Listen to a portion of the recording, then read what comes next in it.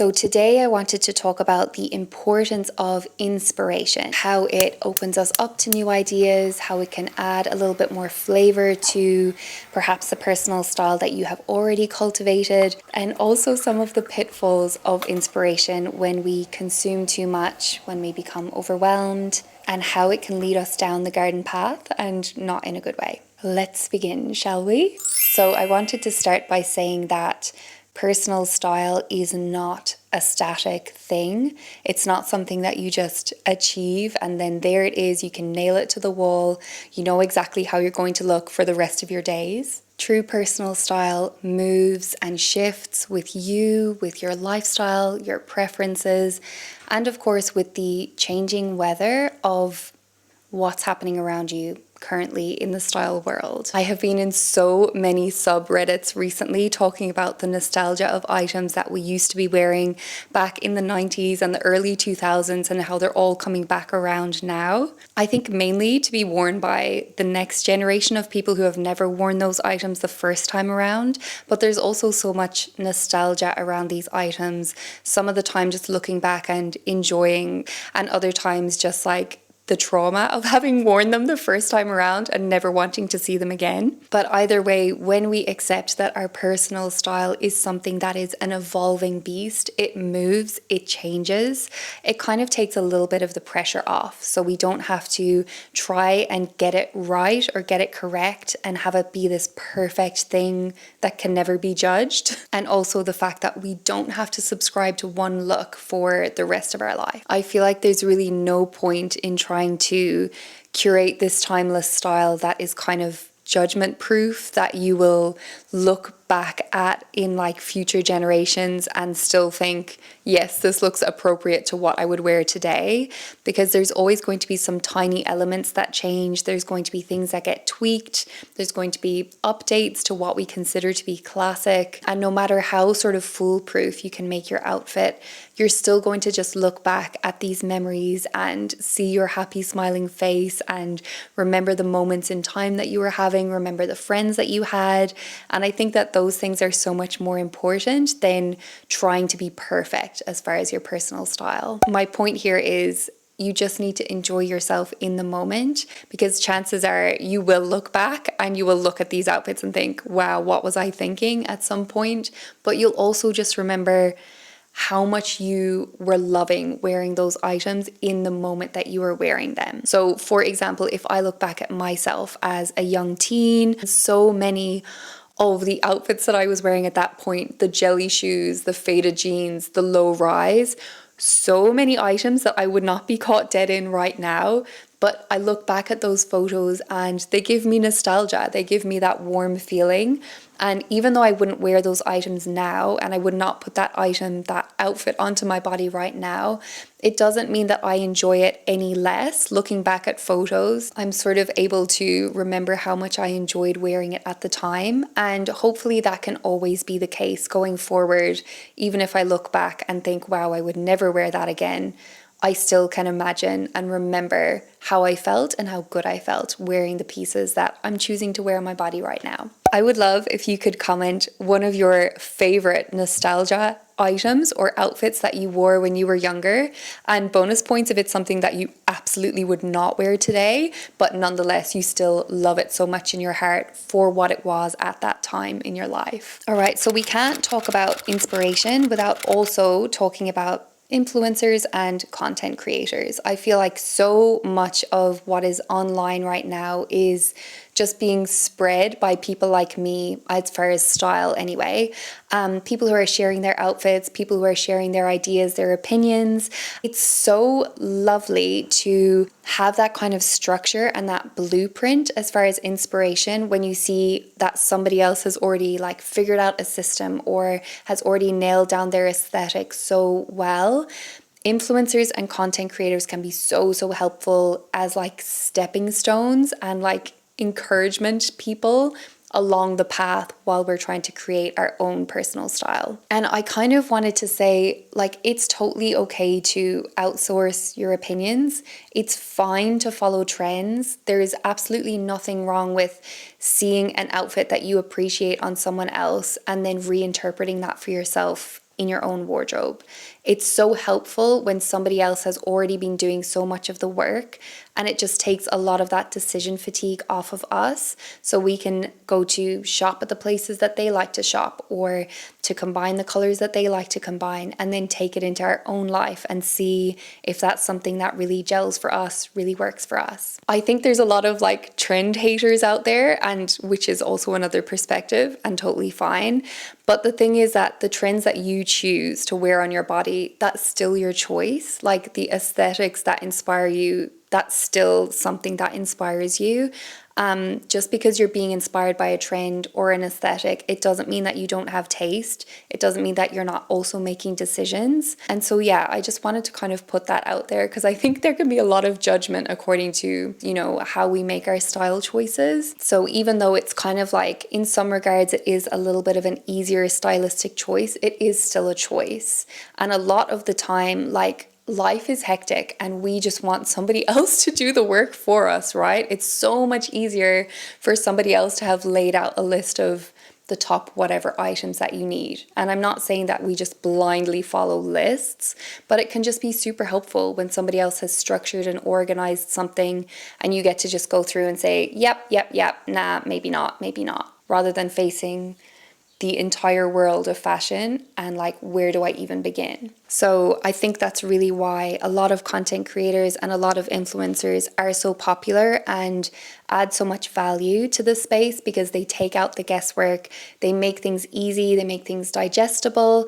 And I love being part of this space, and I also love taking inspiration from other creators. With that being said, I find it incredibly important to disagree, especially with somebody that you highly respect, whose opinion you value, whose aesthetic you align with. Because if we 100% align ourselves to someone else, it really is like giving away quite a lot of your creative power and your decision-making power to that person. It's of course incredibly possible that you will align yourself to people who do have the same tastes as you, who love all of the same things as you, but it's going to be almost impossible for you to love absolutely every single thing that that person loves and to put things together the exact same way that that person also does. It's really important to also filter it through your own discernment. Is this something that I actually like,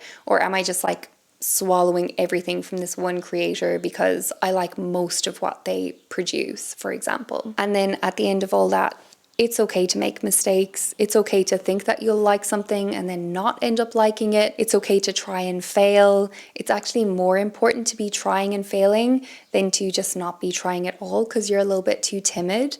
But again, we all make those baby steps at our own pace. So anyway, it's kind of a double-edged sword there. I feel like we're in that era of really outsourcing a lot of our opinions. And while I think that's totally fine and it helps us to make decisions a little bit easier in a space that is very, very oversaturated, it's also important to come back to home every once in a while and say, you know, be your own influencer. Which leads me to my next point. And briefly, I just wanted to say that you really can be your own influencer. You can create your own inspiration.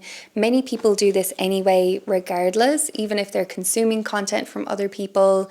You know, a lot of us already have our own Pinterest boards. A lot of us have our own ideas, our own inspiration, different random bits that we like pull from movies that we liked or from experiences that we've had in our lives. We kind of have our own mishmash and jumble of things that inspire us personally. So yeah, I just encourage you to use that muscle, use that creativity, create your own art, make your own mood boards, play with your own clothes, and just be a force for inspiration within your own life as well, rather than always looking out at what other people are doing, what other people are recommending. Spend some time, if this calls to you, creating your own inspiration, creating your own little mood boards, your own little characters that you dress up in your mind. Be discerning about your personal style and your personal lifestyle, and like, what are the things that really, really speak to you personally.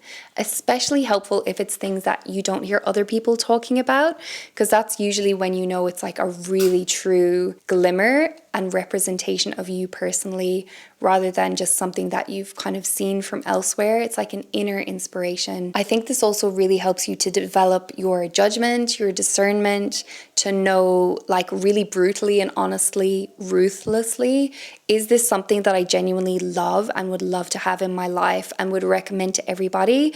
Or is this something that just like kind of fits the vibe, but I actually would never wear it? I just bought it because it kind of fits into that perfect space. There's something about personal style where there's like jagged edges. There's bits that overlap. There's bits that are jarring and that kind of poke out at odd angles.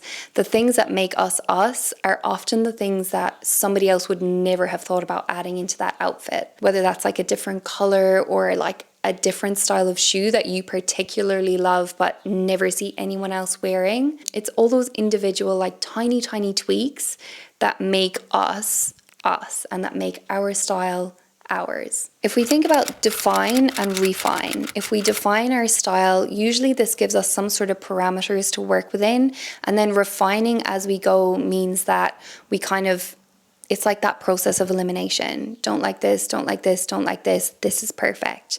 And we kind of circle in and we hone in on the things that really, really work for us. We don't need to like everything.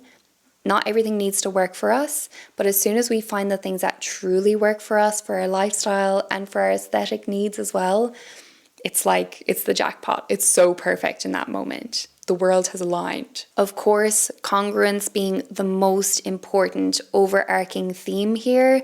Congruence meaning that everything that you're wearing is in harmony with your personal lifestyle, with your needs, with your like emotional, physical needs, whether it's too warm or too hot, whether it's comfortable or uncomfortable, whether it's going to move with you through the day or be restricting. So many things come into play when we're choosing our personal style, not just how's this going to look in a Pinterest photograph. As far as congruence, I feel like choosing the correct inspiration can be so important here.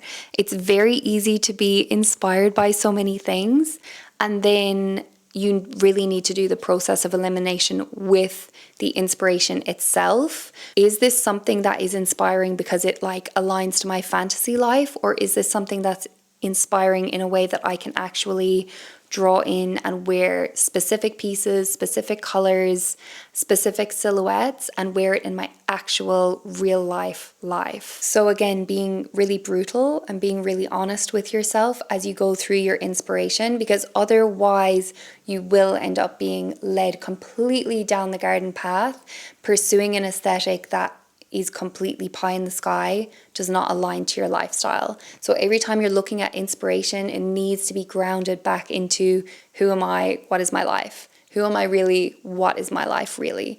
What do I require from my clothes? Is it this or is it somewhere completely over there? That's not to say that you can't be inspired by anything and everything. Interior design, you know, the shape of a tree. Anything can be inspiring, but we're not going to try and wear a house on our bodies. We're not going to try and wear a tree. So you need to know what to do with the inspiration. Things come in, they give you that sort of glimmer, that spark, and then you need to know where does that fit into your personal style. Slowly, we become more astute. We become more ruthless. And we really start to not take any shit from our inspiration, if you know what I mean. We're like, okay, I know you, I see you, but I understand that if I try to like make you work for my lifestyle, I'm just going to be frustrated. This is going to feel too try hard on me, or, you know, this is going to make me feel too mature or too immature, but I can still appreciate that inspiration. I can still look at it on someone else and think it's beautiful, or I can take some other nugget from this inspiration and apply it to my personal style. The last thing that I wanted to say about that is really just don't try and write anything off until you know that it doesn't work for you. Some things you'll just know straight away, that's going to be sweltering hot in my climate, I'll never wear that, you know, something obvious. But sometimes you really do have to try it in your life and in your lifestyle to figure out, okay, this is something that I thought would work, but actually it really doesn't. And as we define, as we refine, that's how we get closer and closer to a personal style that really works, while at the same time staying open to new things coming in, staying open to being inspired, and just keeping those creative juices flowing rather than getting kind of stagnant in our personal style or like stuck in a rut, because we're just choosing things that we already know work for us. We have to be kind of willing to go out on a limb sometimes and try something new and to have it not work out. It's always a learning experience, and if you choose to see it as such, then you will still keep that lightness with you as you move through your personal style journey. I love the idea that as far as personal style, there really are no rules. Like, nobody said you can't wear a pair of Chanel ballet flats with a $2 canvas bag. That can be a good look together, you know? You can wear like Kmart tank tops and Celine sunglasses. Nobody said you have to wear like designer head to toe, you know? You can make your own rules. You can make your own aesthetic. You can make anything that you want to with your personal style, as long as it works for you. Some people's personal style is they have 7 identical t-shirts and they just wear one of each of them every single day. Another person's personal style is they like to go to the op shop every single weekend. They buy crazy like colorful outfits, mix and mash things together. They're maximalist. The more clothes, the merrier. And like, that's a totally another style. And both of those people have something figured out. They understand what they personally need from their personal style, whether that's consistency, ease, minimalism, or whether that's, you know, inspiration, color, maximalism. There is no wrong way to do it. So take what resonates from your inspiration and just leave all the rest. It belongs to someone else. Lastly, I just wanted to talk a little bit about the old money aesthetic. And I'll dive a little bit into this, but we can use it as sort of like an allegory for other aesthetics, for other things as well. The thing to me with the old money aesthetic is that wannabe stands out so much. Like, quality speaks for itself. And if you're trying to emulate quality, it's just something that can't be replicated. You cannot fake quality. So when I see people like influencers talking about like a Hermes dupe, or you know what I mean, like bags that are kind of wannabe, high-end, expensive bags, for example, to me, this is slightly diluted. Like, it does not give anybody the impression that you are wealthy. It doesn't give anybody the impression that you are now carrying a Hermes bag. It gives the impression that you want to appear to be wealthy. So it sort of gives like wannabe vibes, you know? To me, so much of the time, if we're trying to replicate something that is beyond our grasp, it ends up looking like slightly desperados, like slightly like you're trying to get something that you don't actually have or don't quite understand what it is or what it means to have that. This is a very, very personal take right now, but to me, something that is like trying to like be something that it's not, it just comes across so much worse than something that is just what it is. Like, if you're carrying like a vintage leather bag, that is quality, that is an aesthetic choice, and that speaks for itself. It's not trying to be anything else. A straw bag from a local shop, if you're carrying a $2 canvas bag from the $2 shop, that is not trying to be anything other than what it is. It is what it is.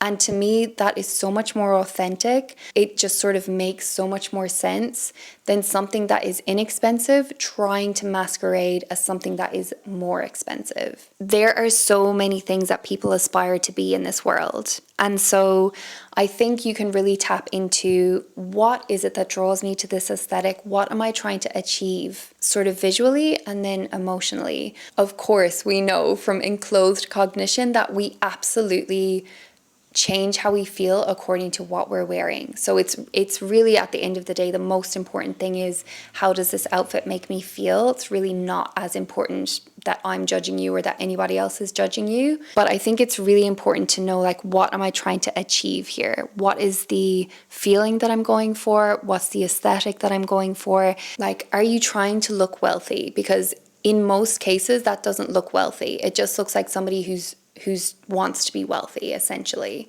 Are you trying to look put together? That's a different story. Are you trying to like feel put together? Again, a different story. So everything that you're bringing into your life should be really, really assessed according to how it makes you feel and whether you like the look and the quality of it, rather than trying to make yourself come across as somebody that you aren't, or have a lifestyle that you don't have. And again, very, very personal take here, okay? In my experience, as far as like true wealth and wealthy people, they don't need to try. They don't need to present themselves as anything, because they already have achieved that level of security, that level of prosperity in their life, they don't need to prove anything. And so largely wealthy people will just dress appropriately for whatever situation that they find themselves in. If that's mucking out, you know, the horse stables, they're going to be wearing mucky clothes, quality clothes probably, but mucky clothes appropriate to the situation. If they're going to be lounging on a boat, it's going to be relaxed, it's going to be pared back. It's not going to be try and prove anything like, look at me, I'm on a boat clothes. For the most part, it's going to be relaxed and understated, and things are not really worn for show because there's no need for that show when you've already reached the level of wealth, you know? I feel like for the most part, the congruence again is the most important. The fact that the clothes you're wearing are going to be appropriate for the tasks that you're going to get up to for the day. Of course, we all have different budgets. Of course, we all have different ideas how we want to come across to people. I just feel like, especially with this one particular aesthetic with the old money, I see a lot of women like trying to kind of emulate that old money look, and they just end up seeming like a little bit cheaper or a little bit fake. To me, it just seems like a little bit out of context of how people with wealth actually dress a lot of the time. Regardless, I'm like really not trying to hate on anybody's preferences or aesthetics, and I actually really enjoy the old money aesthetic, but I have quite a youthful essence, so a lot of the time it just makes me look kind of old or like kind of frumpy, you know what I mean? Really understanding yourself, who you are, how you move in the world, and then sort of carrying yourself with poise no matter what other people think of you. That's kind of the most important thing. I remember back when I was like a teenager and everyone was buying, you know, fake Chanel bags and like fake Gucci bags and stuff like that. And, you know, we all knew they were fake. Like nobody was trying to pretend that they owned a real Chanel handbag. We're just wearing like pretend Chanel handbags or whatever. To me, that's slightly different because we're all young and we're all just experimenting, and like nobody really gave a hoot. We all knew that each other didn't like own a real Chanel handbag. But I think now, since it's kind of gone into the era of like everything is kind of a mask, and you know, with social media, people pretending that their lives are different than they really are, you know, there's been so much emphasis on the, oh, this looks so much expensive, more expensive than it really is or whatever. Like, what are we trying to prove here with trying to like say that we have expensive things, and like what's the importance of looking expensive these days? I don't really have an answer to that. I'm just sort of asking the question. Anyway, does anybody out there wear the old money aesthetic? Are you super into it? What is your opinions? What are your thoughts? I'd love to get into a juicy conversation about this. End rant. Anyway, as I have said before, if something resonates with you, that's how you know it's for you. And if you're like, I don't really agree with that, that's how you know you can leave it to the side. So please take what resonates and just leave the rest. If you made it this far into the video, thank you so much for watching. I always really appreciate spending time with you. I really appreciate you taking time out of your day to spend time here with me. And I'll see you really shortly in my next video. Bye.